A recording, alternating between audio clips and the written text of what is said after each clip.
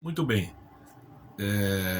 Sobre o que ocorreu com o deputado Daniel Silveira, não há muito o que dizer, porque a situação é bem clara e também não há muito o que fazer. Isso vai depender da Câmara, do Senado e dos advogados, né, envolvidos.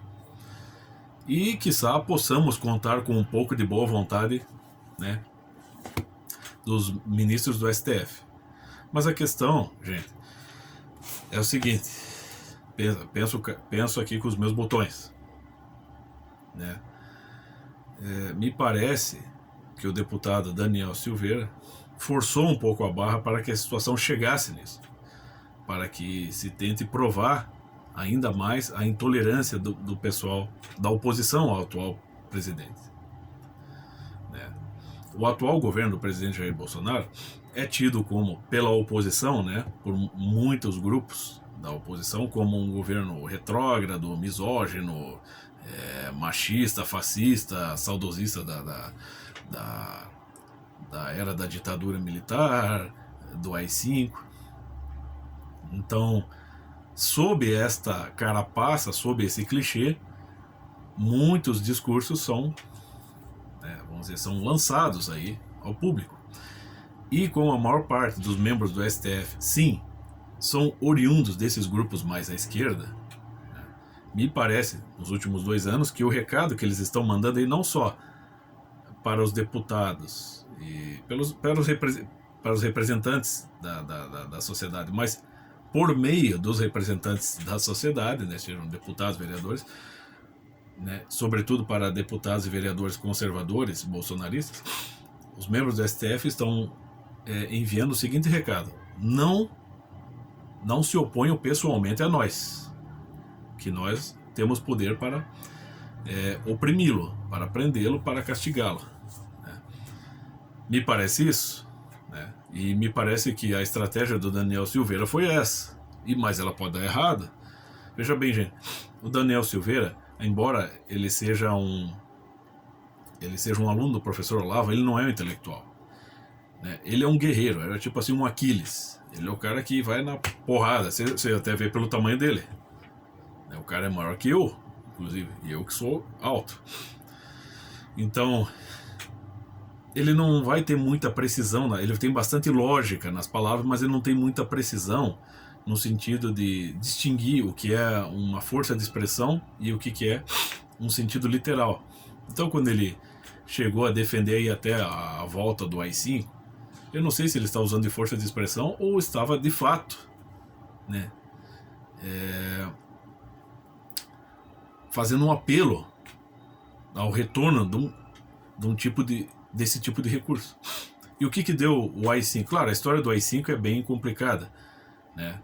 Não basta só ler o texto do ato institucional número 5 de 1968. Tem que ver toda a circunstância histórica em torno daquilo ali. Mas, entre outros efeitos colaterais negativos, um deles foi o de vamos dizer, criar um senso comum em grande parte da população durante décadas de que, de fato, os grupos de esquerda eles são moralmente superiores e são coitadinhos, perseguidos pelo Estado, pela repressão militar, machista, conservadora, religiosa, enfim. É isso que deu. Pega aí, existe um documentário aí, já passou na TV, na net, e certamente está aí no YouTube, né? Sobre a vida de Sobral Pinto. Sobral Pinto era um intelectual na época já mais à esquerda, né?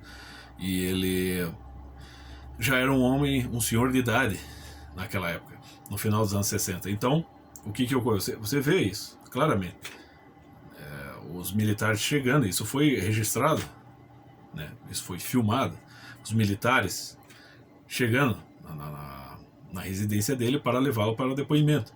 E ele debochando, ele sabia que ele não seria levado à força, nem sofreria nenhum tipo de punição física. Então ele se levantou e esnobou, desmoralizou, debochou daquelas autoridades. Então, esse é o resultado. Só que aqui, agora, nesses dias, não só seria patético tentar isso, como o tiro poderia sair pela culatra.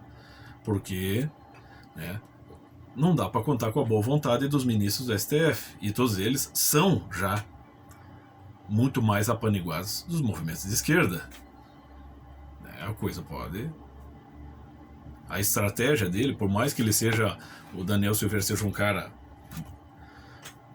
dado as estratégias, né, como um militar, ele pode perder, ele pode se iludir nisso, né?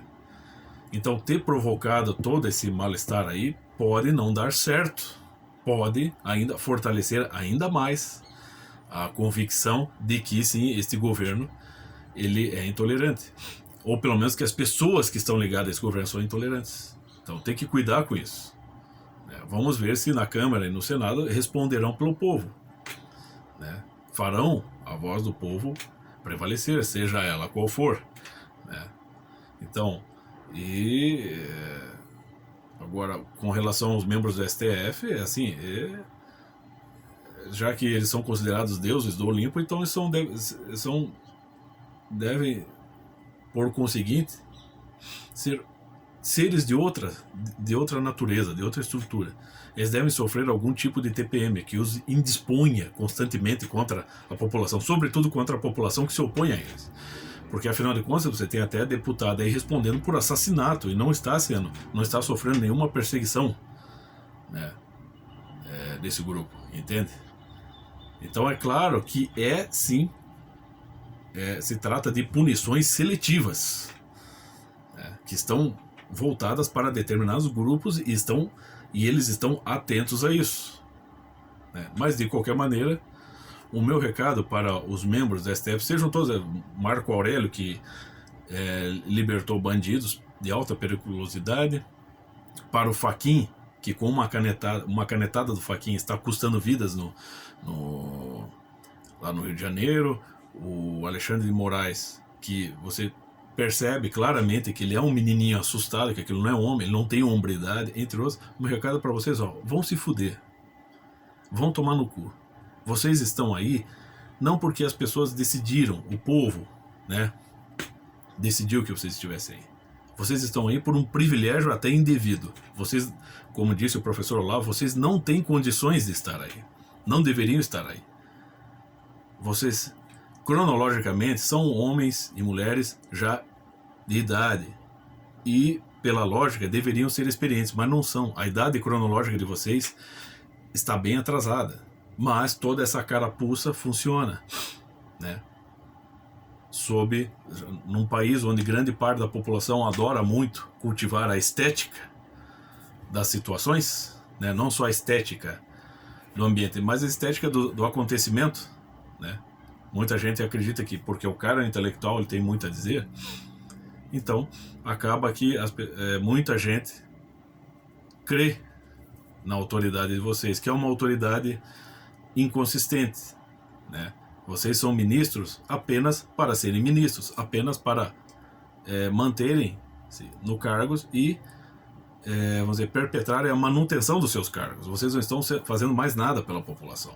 Quando fazem algo, é muito a contragosto, é muito raro. Então, o povo não tem que ter respeito por vocês. E as instituições não são maiores que os indivíduos. E tá aqui, um dos papas, talvez o maior papa do direito aqui no Brasil.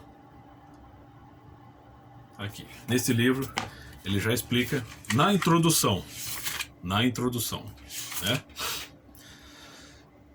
Os estudos, ora reunidos em volume, espelham essa visão objetiva da Constituição de 1988, focalizando, outro sim, várias questões que poderão auxiliar os intérpretes de nosso novo estatuto político com mais aderência ao sentido real dos preceitos e em função das exigências sociais e econômicas que tiveram em vista atender, a partir do primado do social sobre o estatal. Então, ministros do STF, eu não tenho respeito por vocês. Não há necessidade de ameaçá-los, mas não há necessidade de respeitá-los. É isso.